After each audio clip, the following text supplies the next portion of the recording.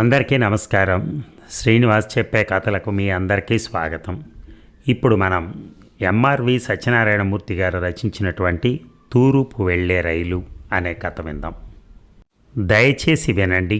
విజయవాడ నుంచి విశాఖపట్నం వెళ్ళు రత్నాచల్ ఎక్స్ప్రెస్ 3వ నెంబర్ ప్లాట్ఫామ్ నుంచి బయలుదేరుటకు సిద్ధంగా ఉన్నది.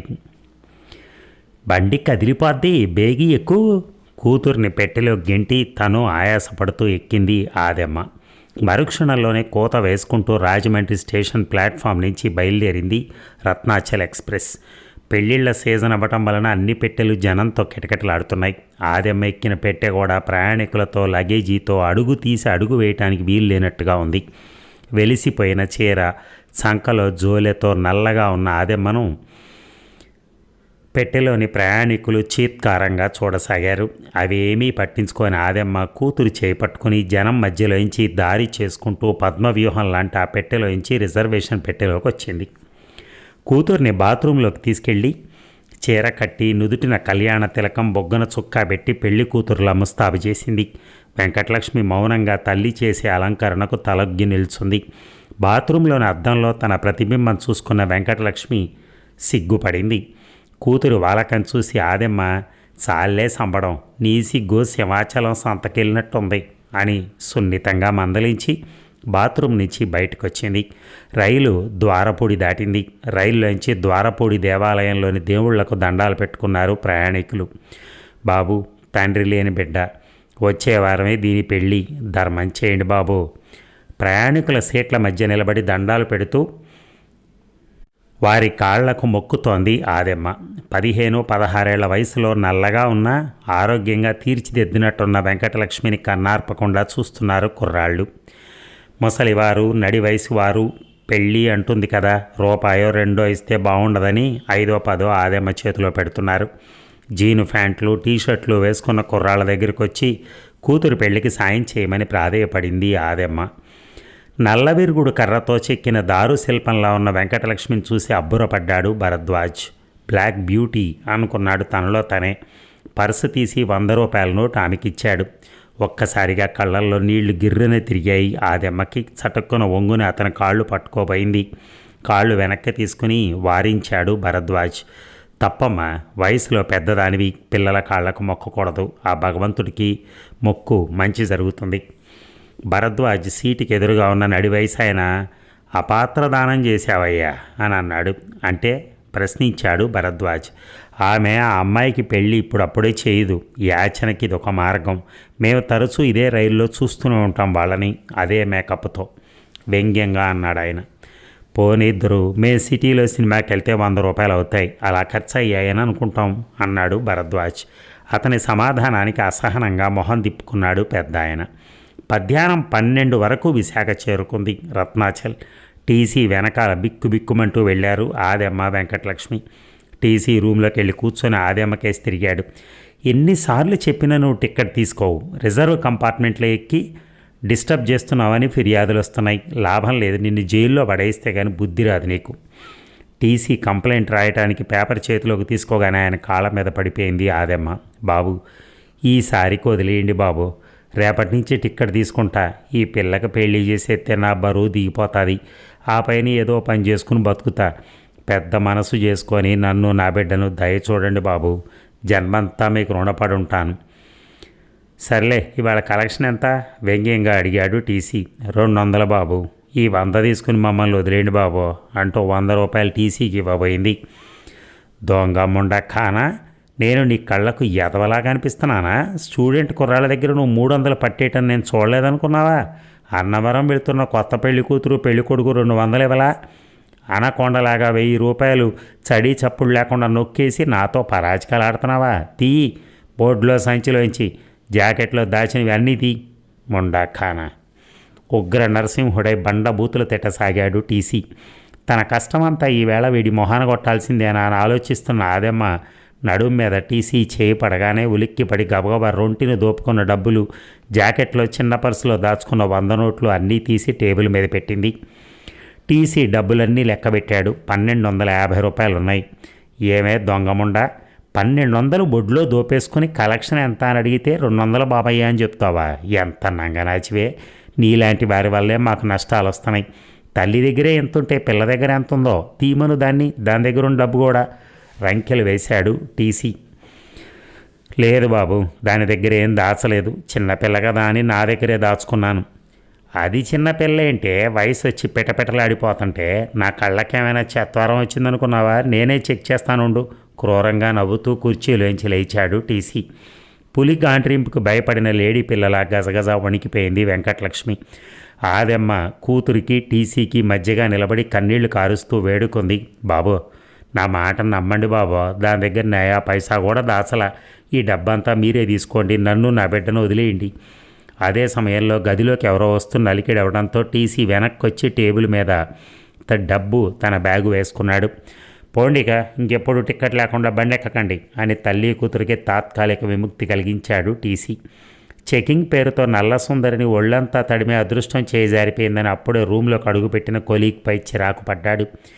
మున్సిపల్ డ్రైనేజీలా దుర్గంధం వెదజల్లి అతని మనస్సు తెలిసిన కొలీగ్ అదేం పట్టించుకోకుండా డ్రాయర్ సొరుగులో ఉన్న కోటు తీసుకుని భుజాన వేసుకుని బయటికి వెళ్ళిపోయాడు.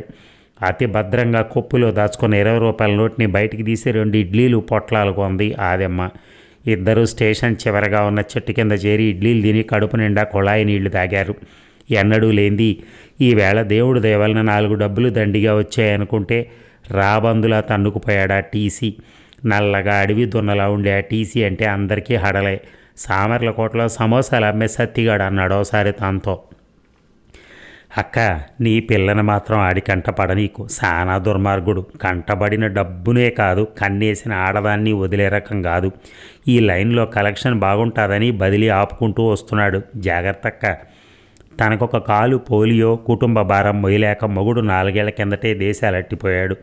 అక్కడ ఇక్కడ పాచి పనిచేసేవారు తను వెంకటలక్ష్మి. కానీ పనిచేసే ఇళ్లల్లోని మగాళ్ల కళ్ళన్నీ కూతురు మీదే ఉండి తను గిన్నెలు తోముతుంటే గదులు ఊడవాలని, బాత్రూంలో నీళ్లు పెట్టమని పిలిచి పరాచికాలాటం సాగించడంతో ఆ పని విరమించుకుంది.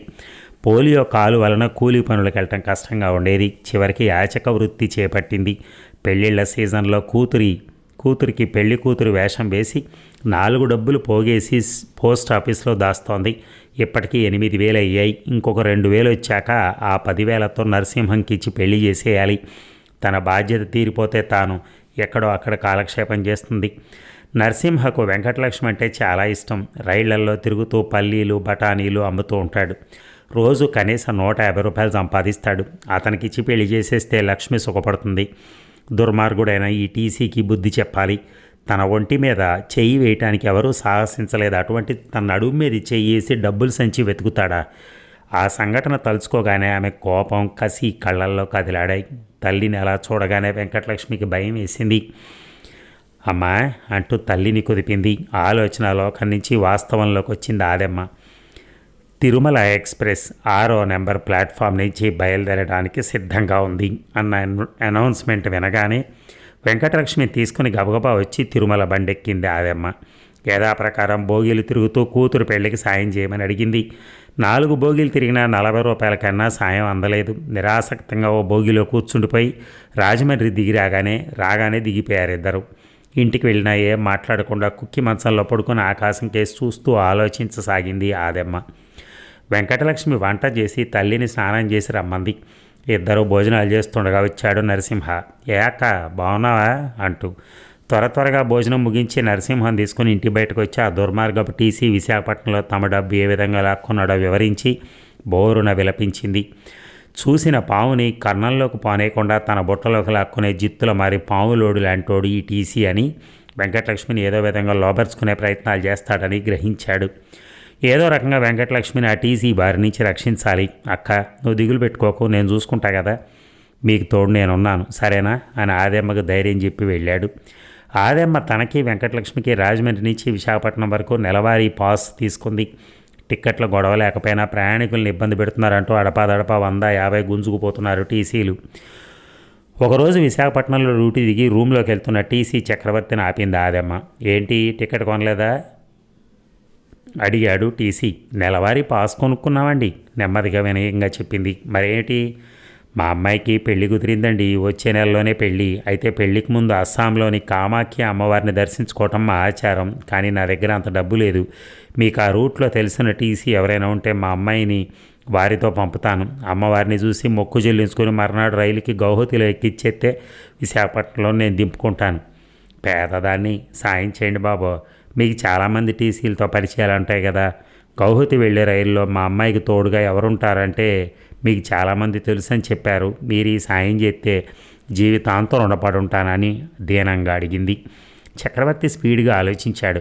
తను కన్నేసిన ముద్దమందారం కొన్ని రోజుల్లో పెళ్లి చేసుకుని వెళ్ళిపోతుందా?